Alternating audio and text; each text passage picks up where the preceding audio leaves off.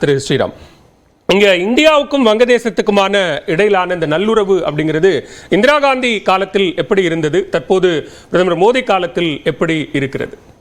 Sir, அந்த நல்லுறவில் எந்த ஒரு பிரச்சனையுமே கிடையாது. இன்ஃபேக்ட் எனக்கு தெரிந்த வரைக்கும் ஷேக் ஹசீனாவை ஆர்மி அரெஸ்ட் பண்ணாமல் தவிர்த்து இங்கே இந்த டிரான்சிட் அரேஞ்ச்மெண்ட் பண்ணியிருக்காங்க இல்லைங்களா, அதில் ரஷ்யாவும் இந்தியாவும் ஒரு பெரும்பங்கு வகிச்சிருக்குன்னு சொன்னால் அது மிகையாகாது. இல்லைனா உங்களுக்கு பங்களாதேஷ் ஆர்மி ஆஸ் சச் பார்த்தீங்கன்னா not loyal to the government. ஏன்னா கர்னல் சொன்ன மாதிரி 3 நாட்களுக்கு முன்னாடி ஷேக் ஹசீனா அவர்கள் டாக்காவை முழுக்க நீங்கள் கார்டான் பண்ணுங்க, ஆர்மிக்கு ஆர்டர் கொடுத்தாங்க. 2 கம்பெனியோ ஒன்று சொல்லி நீங்கள் யூ ப்ரொடெக்ட் த கேபிட்டல் அப்படின்னு. ஏன்னா எப்போதுமே கேபிட்டல் நீங்கள் டேக் ஓவர் பண்ணிட்டீங்கன்னா அது லைக் கூ டிஃபீட் மாதிரி தான் அது.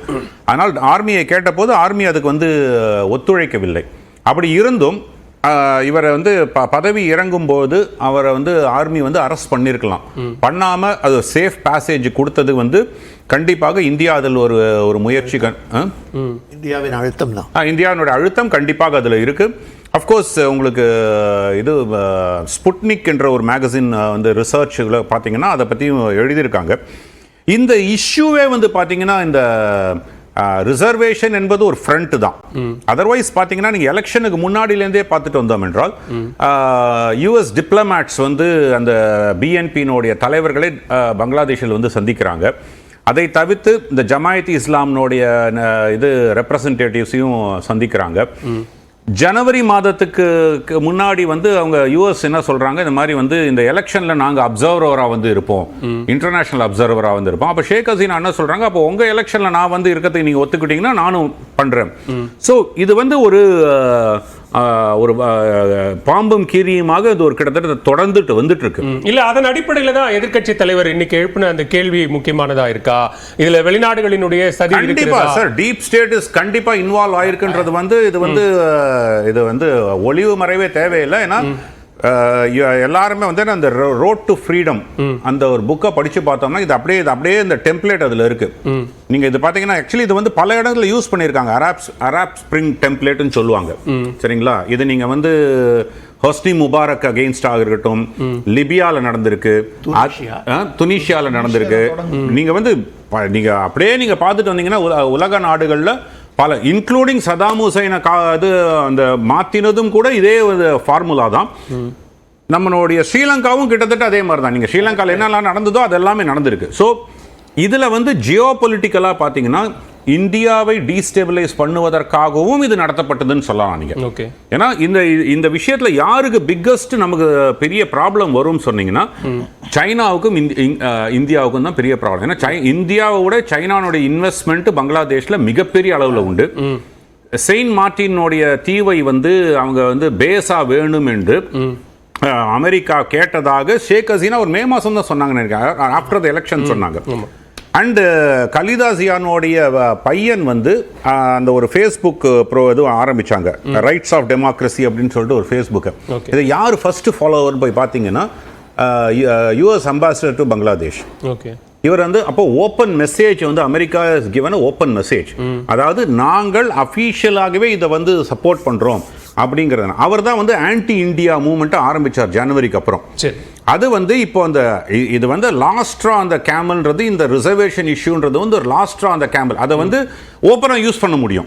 அது வரைக்கும் ஆன்டி இந்தியான்னு எடுக்கும்போது டிவைடடா இருந்தாங்க. இப்போ இந்த பிரச்சனைகள்லாம் வரும்பொழுது இந்த ரிசர்வேஷன் இஷ்யூ ஜாக்சன் சேவியர் ஒரு புள்ளியை தொட்டார். மனித நேயம் அந்த ஹியூமன் ரைட்ஸ் அப்படிங்கிற அடிப்படையில் பார்க்கும்போது கிட்டத்தட்ட 300க்கும் மேற்பட்டோர் உயிரிழந்திருக்கிறார்கள், நிறைய பொருட்சேதம். ஏற்கனவே பொருளாதார ரீதியாக வங்கதேசம் ஒரு பெரிய பின்னடைவை சந்தித்திருக்கிறது. அப்படியான சூழல்ல இவ்வளவு பெரிய உயிரிழப்புகள் நடந்திருக்கு அப்படின்னா அது மாணவர்கள் அல்லது இளைஞர்கள் இந்த விவகாரத்தில் நீங்க சொன்ன மாதிரி கடைசி நேரத்தில் அரசியல் காரணங்களுக்காக பயன்படுத்தப்பட்டிருக்கிறார்கள். அதாவது மாணவர்கள், நம்ம கர்னல் சொன்ன மாதிரி மாணவர்கள் எழுச்சி தான் பங்களாதேஷ்ல பல ஆட்சி மாற்றங்கள் வந்திருக்கு.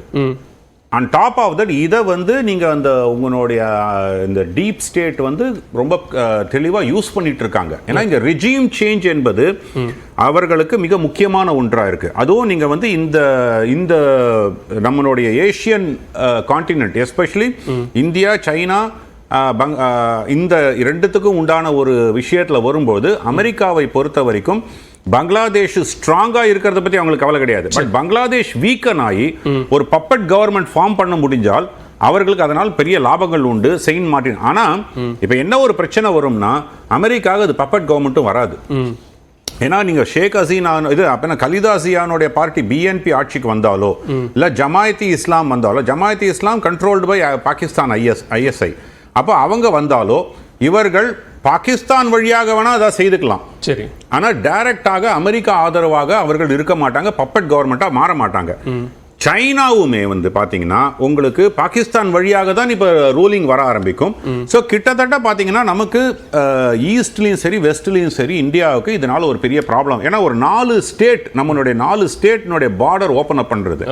அப்ப ஜமாயத்தி இஸ்லாம் மூலமாக சைனாவும் இந்தியாவுக்கு ஒரு ப்ராப்ளம் கொடுக்கணும் அப்படின்னு சொன்னீங்கன்னா உங்களுக்கு அவர்களால் நமக்கு 4 ஸ்டேட்ல தீவிரவாத செயல்களோ ஏதோ செய்யறதுக்கு அவங்களுக்கு அந்த தியேட்டர் ஓபன் ஆகுதுன்னு தான் பார்க்குறேன். ஸோ இது வந்து ஒரு ஜியோ பொலிட்டிக்கல் ப்ராப்ளமாக தான் பார்க்குறோமே தவிர இது வந்து அதை கொடுத்துருக்காங்க.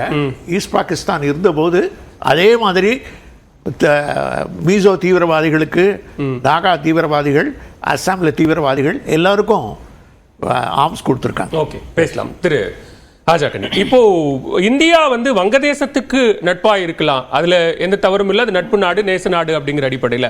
ஆனா ஒரு குடும்பத்திற்கு அல்லது ஒரு கட்சி ஆட்சி முறை அப்படிங்கிற அடிப்படையில் அவாமி லீக் கட்சிக்கு மட்டுமே ஆதரவாக இருப்பதுமே கூட இந்தியாவுக்கு ஆபத்து தான் அப்படிங்கிற கருத்து தான் எல்லாருமே வலியுறுத்துறாங்க. உண்மைதான். முதல்ல ஒரு பிரார்த்தனையோடு நான் என் வாதங்களை முன்வைக்க விரும்புகின்றேன். வங்கதேசம் அமைதி பெற வேண்டும். குறிப்பாக வங்கதேசத்தில் இருக்கக்கூடிய சிறுபான்மையினர் இந்துக்கள் பாதுகாக்கப்பட வேண்டும் என்கின்ற பிரார்த்தனையோடு நான் இந்த விவாதத்தை வைக்கிறேன். எப்போதுமே ஒரு நாட்டில் பிரச்சனை ஏற்படும் போது பல்வேறு அரசியல் கோணங்களில் கருத்துக்களை முன்வைத்தார்கள். அங்கே இருக்கக்கூடிய ஏதிலிகள், ஒடுக்கப்பட்டவர்கள், சபார்டன்ஸ், அவருடைய நிலை என்ன என்பதை பற்றித்தான் நம்முடைய மனம் பதறுகின்றது.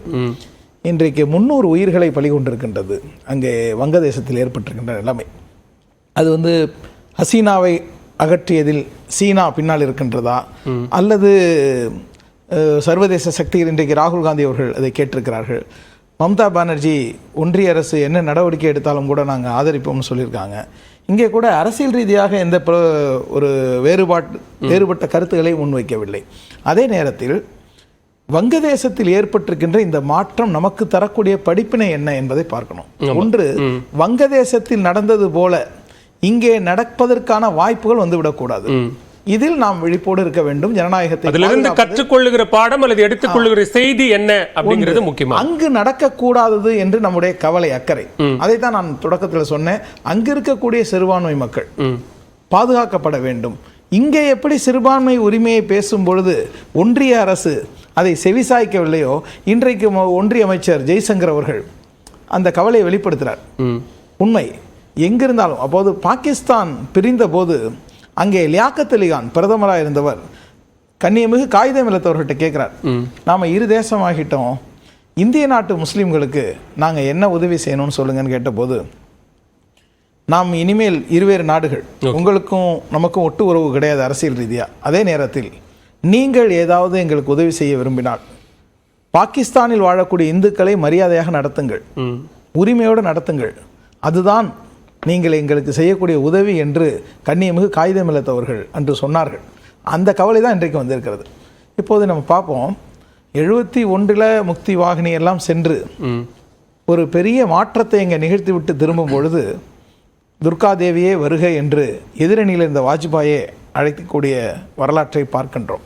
அப்படிப்பட்ட ஷேக் முஜிபுர் ரஹ்மானுடைய மகள் இன்றைக்கு அந்த நாட்டு மக்களால் விரட்டி அடிக்கப்பட்டிருக்கின்றார். இப்போ ஜனவரியில் நடந்த தேர்தலில் 41.78 விழுக்காடு வாக்குகளை பெற்றதாக